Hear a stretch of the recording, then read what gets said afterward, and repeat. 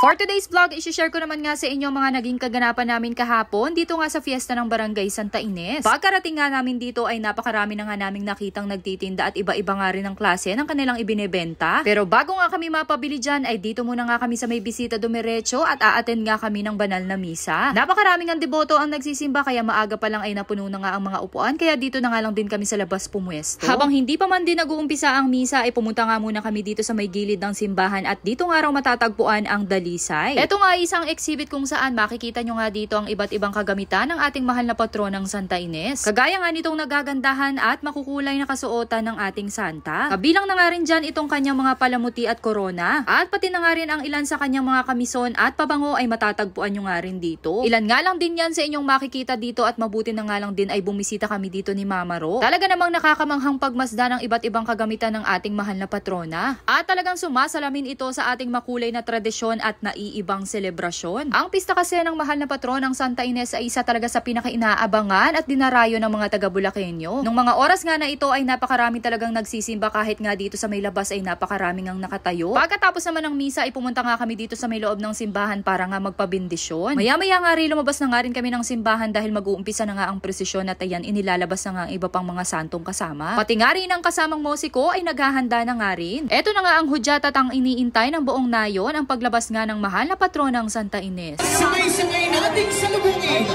ang maligning na kagandahan ng mahal na patrona Santa Ines! Viva Santa Ines! Viva! Viva Santa Ines! Viva! Viva Santa Ines! Viva! Viva Santa Ines! Viva! Viva Santa Ines! Viva! Mahal na patrona Santa Ines! Ngayon mo kami!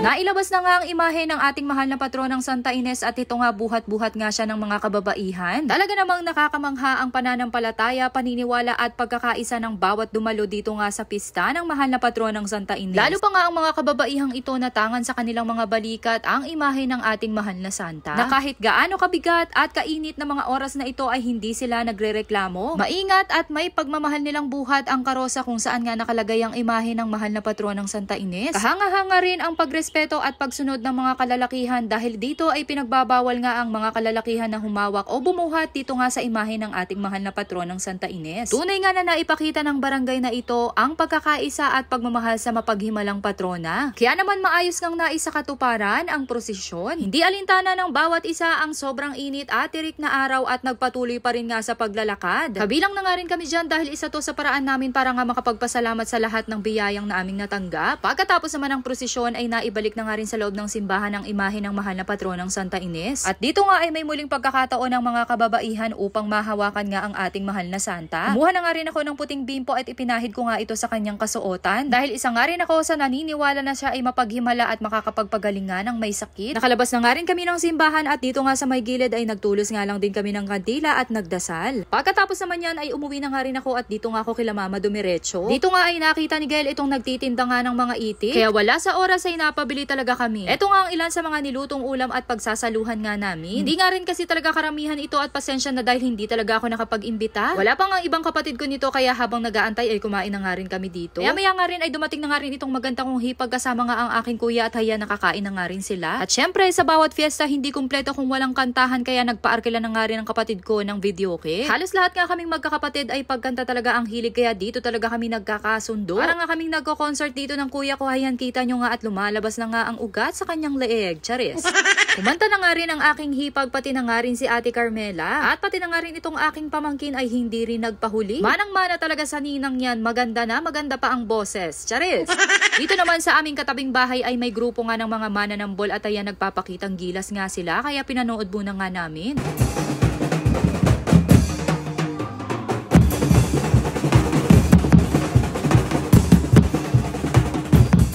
Maya-maya ito namang Santa Ines tribe ang dumating dito at nagpakitang gilas din. Tuwang-tuwa nga ako dito sa kanilang kasama dahil may pakitang gilas pa nga at pagsayaw na ginawa.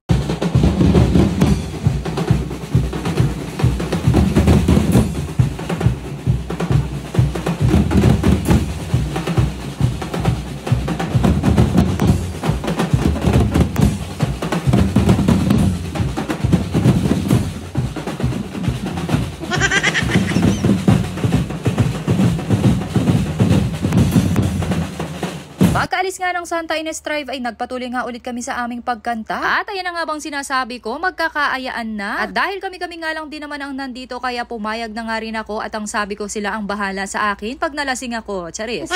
Nakakahiya nga at talagang nakabalandra pa kami dito sa may kalsada at kitang-kita ng madla. Pero sabi nga nila minsan lang din naman ang pagkakataon na ito, kaya hayan sige at gora at shot na. Char.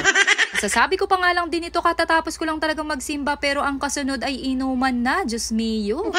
Kaya pasensya na po talaga at pagbibigyan ko lang ang mga kapatid kong ito at fiesta naman. Ay, palusot.